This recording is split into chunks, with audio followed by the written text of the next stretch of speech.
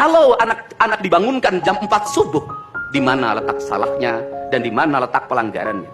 Kalau anak-anak dibangunkan kemudian disuruh membereskan tempat tidur, apa salahnya dan apa pelanggaran hak anaknya? Kalau anak-anak disuruh sholat subuh, apa pelanggaran haknya? Kalau anak-anak mengikuti kuliah subuh, apa pelanggaran anaknya? Kalau anak-anak disuruh ngantri kemudian makan pagi, sarapan pagi dengan telur, dengan nasi, dengan pisang dan minum susu, di mana letak salahnya? Kalau anak-anak kemudian disuruh belajar, dan saat belajar duduknya bersikap, memandang ke arah gurunya, memandang mata gurunya, agar terjadi transformasi energi antara guru dengan muridnya, yang hari ini dihilangkan dengan digitalisasi, menghilangkan ruh spiritual konsepsi pendidikan kita, diganti dengan konsep pendidikan digital, yang tidak lagi melahirkan hubungan emosional guru dan murid. Akhirnya murid-murid tidak menghormati guru-gurunya, karena guru lupa mengekspresikan nilai-nilai spiritual dalam dirinya pada murid dalam ruangan yang hening, diganti dengan papan belajar digital. Di mana letak salahnya?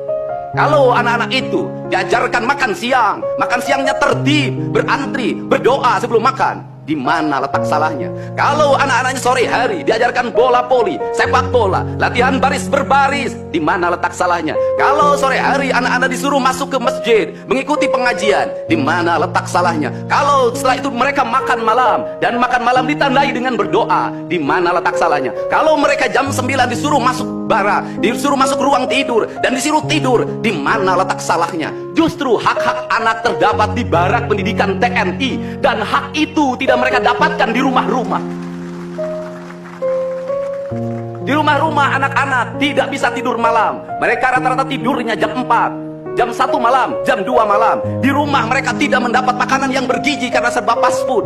Di rumah mereka tidak mendapatkan kasih sayang. Di jalanan mereka balapan. Mereka tidak mendapatkan ruang hidup tanpa gadget dalam setiap hari. Saya katakan, justru lingkungan kita hari ini, rumah, halaman rumah, kadang sekolah, kadang jalanan, bukan lagi tempat yang ramah untuk anak-anak Indonesia.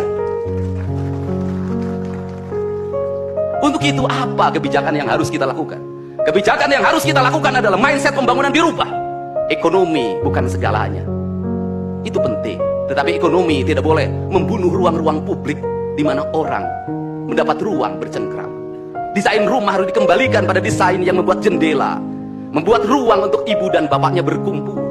Halaman rumah harus tersedia di setiap kampung, jangan dihabiskan untuk bangunan, karena anak-anak ingin bermain di halaman. Lapangan bola di setiap desa harus ada. Karena apa? Karena mereka terus berinteraksi olahraga. Sungai-sungai harus dijernihkan, karena anak-anak orang miskin tidak bisa berenang di kolam renang yang berbayar. Mereka harus berenang di sungai-sungai yang jernih. Gunung-gunung harus dihijaukan, karena anak kita perlu hiking dan traveling dalam setiap waktu.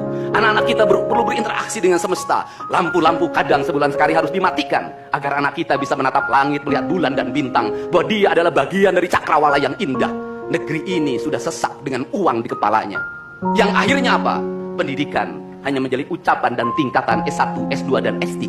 Tapi pendidikan lupa ada nilai esensial yang harus dihidupkan dalam relung hati manusia. Pendidikan Indonesia adalah mewujudkan manusia Indonesia seutuhnya. Mewujudkan manusia Indonesia seutuhnya. Dalam falsafah Sunda disebutnya Pancawaluya. Cager, bager, bener, pinter, singer. Itulah falsafah pendidikan asasi.